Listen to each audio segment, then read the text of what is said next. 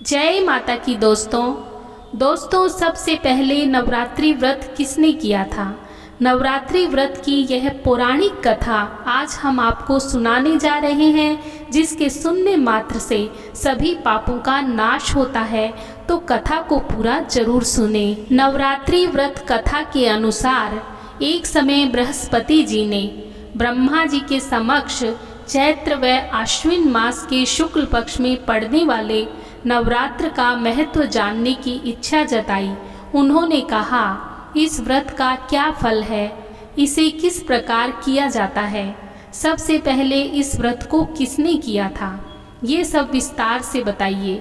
बृहस्पति जी के प्रश्नों का जवाब देते हुए ब्रह्मा जी ने कहा, हे बृहस्पति, प्राणियों के हित की इच्छा से तुमने बहुत अच्छा प्रश्न किया है। जो इंसान मनोरथ पूर्ण करने वाली माँ दुर्गा, महादेव, सूर्य और नारायण का ध्यान करता है वह धन्य है। यह नवरात्र व्रत संपूर्ण मनोकामनाओं को पूर्ण करने वाला है। इस व्रत को करने से पुत्र सुख, धन, विद्या आदि समस्त सुख मिलते हैं। इस व्रत को करने से रोग दूर हो जाते हैं, घर में सुख समृद्धि की वृद्धि होती है, बंध्या को पुत्र प्राप्त होता है, समस्त पापों से छुटकारा मिल जाता है। जो मनुष्य इस नवरात्र व्रत को नहीं करता वह अनेक दुखों को भोगता है। यदि व्रत करने वाला मनुष्य सारे दिन का उपवास ना कर सके तो एक समय भोजन करे और 10 दिन बांधवों सहित नवरात्र व्रत की कथा का श्रवण करे।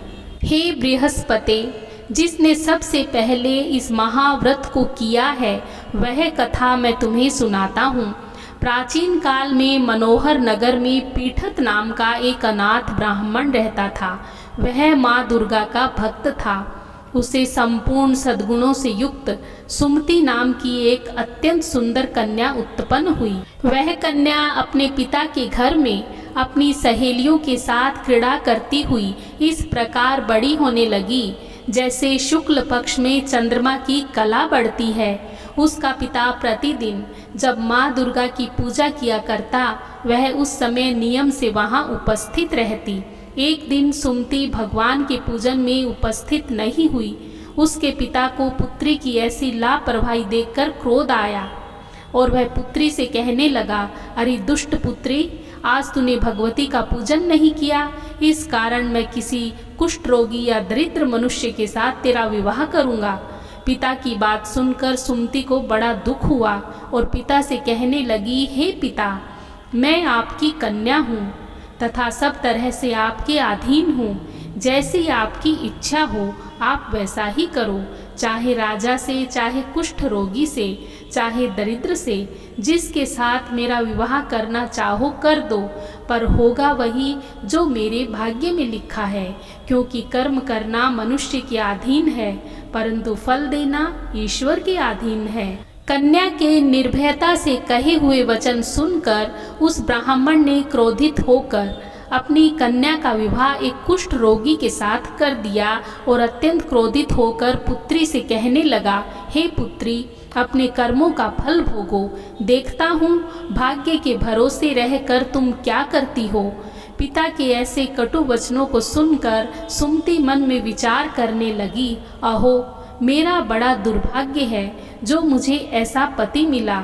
इस तरह अपने दुख का विचार करती हुई वह कन्या अपने पति के साथ वन में चली गई और डरावने कुशायुक्त उस निर्जन वन में उन्होंने वह रात बड़े कष्ट से व्यतीत की। उस गरीब बालिका की ऐसी दशा देखकर देवी भगवती ने उसके पूर्व पुण्यों के प्रभाव से प्रकट होकर सुमति से कहा, हे दीन ब्राह्मणी, मैं तुमसे प्रसन्न हूँ। तुम जो चाहो सो वरदान मांग सकती हो। भगवती दुर्गा का यह वचन सुनकर सुमति ने कहा, आप कौन हैं? देवी ने कहा कि मैं आदि शक्ति भगवती हूँ। मैं ही ब्रह्म विद्या व सरस्वती हूँ। प्रसन्न होने पर मैं प्राणियों का दुख दूर कर उनको सुख प्रदान करती हूँ। हे ब्राह्मणी, मैं तुझ पर तेरे पूर्व जन्म के पुण्य के प्रभाव से प्रसन्न हूँ। मैं तुम्हारे पूर्व जन्म का वृतांत सुनाती हूँ, ध्यान से सुनो। तू पूर्व जन्म में निषाद की स्त्री थी और अति पतिव्रता थी। एक दिन तेरे पति निषाद ने चोरी की। चोरी करने के कारण तुम दोनों को सिपाहियों ने पकड़ लिया और जेल खाने में कैद कर दिया। उन लोगों ने तुझको और तेरे पति को भोजन भी नहीं दिया। इस प्रकार नवरात्र के दिनों में तुमने ना तो कुछ खाया और ना ही जल पिया। इस प्रकार 9 दिन तक नवरात्र का व्रत हो गया। हे ब्राह्मणी, उन दिनों में जो व्रत हुआ, इस व्रत के प्रभाव से प्रसन्न होकर मैं तुम्हें मनोवांछित वर देती हूँ। तुम्हारी जो इच्छा हो सो मांगो। इस प्रकार दुर्गा के वचन सुनकर ब्राह्मणी बोली, अगर आप मुझ पर प्रसन्न हैं तो हे दुर्गे, मैं आपको प्रणाम करती हूँ। कृपा करके मेरे पति का कोढ़ दूर करो। देवी ने कहा, उन दिनों तुमने जो व्रत किया था, उस व्रत का 1 दिन का पुण्य पति का कोढ़ दूर करने के लिए अर्पित करो। उस पुण्य के प्रभाव से तेरा पति ठीक हो जाएगा। इस प्रकार देवी के वचन सुनकर ब्राह्मणी प्रसन्न हुई और पति को निरोग करने की इच्छा से जब उसने तथास्तु कहा, तब उसके पति का शरीर भगवती दुर्गा की कृपा से कुष्ठ रोग से रहित हो गया। वह ब्राह्मणी पति को देखकर अति प्रसन्न हुई और देवी की स्तुति करती हुई बोली, हे माँ दुर्गे, आप दुर्गति को दूर करने वाली, तीनों लोकों का संताप हरने वाली, समस्त दुखों को दूर करने वाली, रोगी मनुष्य को निरोग करने वाली, प्रसन्न हो मनोवांछित वर देने वाली और दुष्टों का नाश करने वाली जगत की माता हो। हे माँ अम्बे, मुझ निरपराध अबला को मेरे पिता ने कुष्ठी मनुष्य के साथ विवाह करके घर से निकाल दिया। पिता से तिरस्कृत होकर निर्जन वन में विचर रही हूँ। आपने मेरा इस विपदा से उद्धार किया है। हे देवी, आपको प्रणाम करती हूँ, मेरी रक्षा करो। उस ब्राह्मणी की ऐसी स्तुति सुनकर देवी बहुत प्रसन्न हुई और ब्राह्मणी से कहा, हे ब्राह्मणी, उदाले नामक एक अति बुद्धिमान, धनवान, कीर्तिवान पुत्र शीघ्र ही तुमसे उत्पन्न होगा। ऐसा वर देकर देवी ने ब्राह्मणी से फिर कहा कि तेरी और जो कुछ भी इच्छा हो वह मांग ले। सुमति ने कहा कि हे भगवती माँ दुर्गे, अगर आप मुझ पर प्रसन्न हैं तो कृपा मुझे नवरात्र व्रत की विधि का विस्तार से वर्णन करें। ब्राह्मणी के वचन सुनकर माँ दुर्गा ने कहा, हे ब्राह्मणी, मैं तुम्हें संपूर्ण पापों को दूर करने वाले नवरात्र व्रत की विधि बतलाती हूँ। चैत्र मास के शुक्ल पक्ष की प्रतिपदा से लेकर 9 दिन तक व्रत करें।